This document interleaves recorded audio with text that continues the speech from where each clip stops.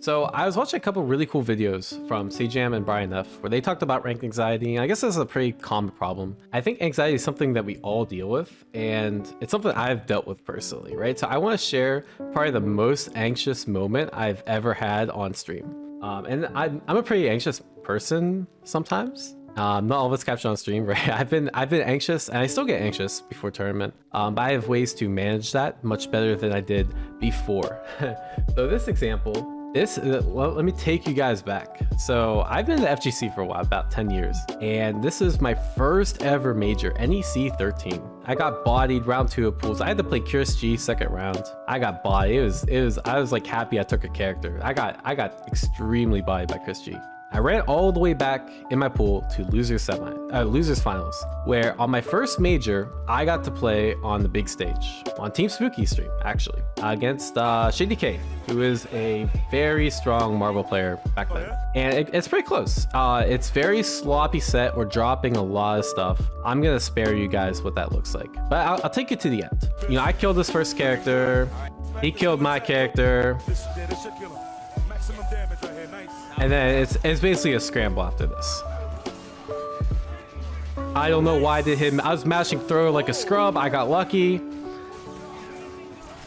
I mashed team attack because I didn't know what to do. I got the luckiest happy birthday of my life.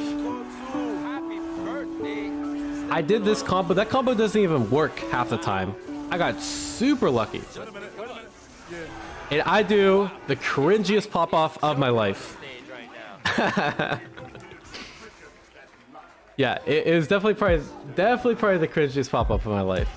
They're screaming white people. And yeah, shoutouts to the people that scream white people in the background, just kind of insult to injury. It was a pretty bad pop-off. So why did that pop-off happen? You know, in my mind, a pop-off is due to the release of anxious energy. And this is by far the most anxious I've ever been at a tournament. Even to this day, this is just to get out of pools, right? And I've had a lot bigger tournaments, have a lot bigger wins, but this one stands out to me as the most anxious because it's my first time on stream. I didn't have any experience, first time at a major, right? So my anxiety levels are kind of off the chart, and the resulting pop-off was kind of representative of that, right? So there's this thing, it's pretty cool. It's called the Yerkes-Dodson law. I probably fucked that up completely. And the idea is that the more energy there is, or more arousal, or however you want to call it, the more likely you are to be anxious, and the more likely you are to be stressed and have impaired performance. And the same thing if it's low, right? If you're low, if you're not paying attention, let's say you're playing against the computer on easy, you're not going to be focused, you're not going to be playing well. So the optimal amount of arousal is in the middle, and that's how you play your best, right?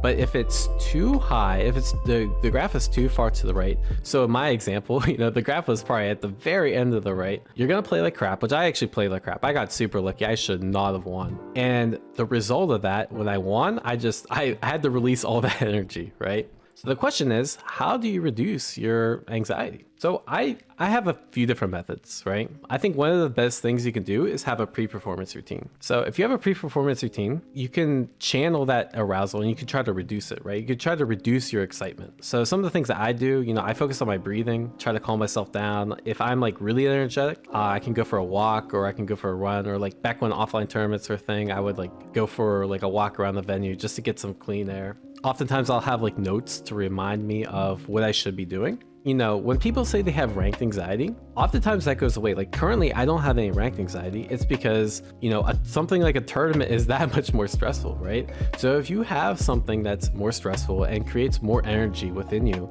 something like ranked is no longer going to do that. It's less energetic, it's less arousing by comparison. So going for bigger and better challenges or trying to push yourself will eventually start to lean the curve in the other direction. There's also another way to interpret this graph.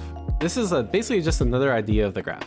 And what it's trying to say is that the graph is not static. So if something's easy, you can hold more energy, right? You can be more anxious. You could be more anxious and get away with it. So what does that mean in FGC terms? Well, if you practice a lot and you put effort in your practice and you trust the process, you're less likely when it becomes time to perform in a situation like a tournament or a ranked match. You'll be less nervous because the task is now easier, as opposed to someone who barely plays. That will therefore be a difficult task because you're not used to it, and therefore you'll play worse with the same amount of anxiety. The other thing is, I think you need to try to create conditions for optimal performance. So kind of like a pre-performance routine, but focus on your diet, focus on your exercise, focus on stuff that makes that task as easy as possible and for you to be able to think with this clear of mind. So I hope that makes sense. Sorry about the arousal comparisons. Ranked anxiety, tournament anxiety is definitely a bitch. I think everyone has to deal with it. And I think we all have our own ways to deal with it. And some people, it doesn't seem like they affect them, especially top players, but it's because, compared to an EVO top 8, what's your random local or what's your random major in pools, right? It's not that anxiety provoking compared to something of a lot bigger magnitude. And I hope that makes sense. And don't forget to like, sub, and subscribe. But yeah, no, seriously, if you guys have any comments or if you have any ways to deal with ranked anxiety, tournament anxiety, let me know in the comments below. I think, my solutions aren't the be all end all, and it's something I still deal with.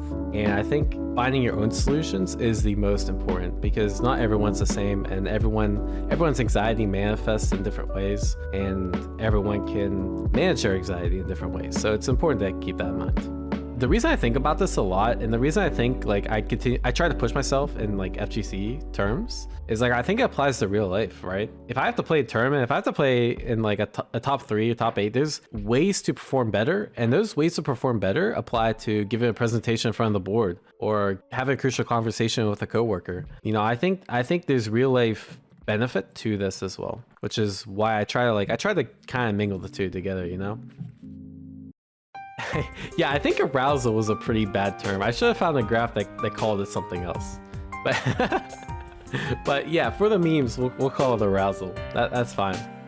Hold more stress, or you can hold more arousal. Arousal is such a bad term. Oh my god, I should have thought this through.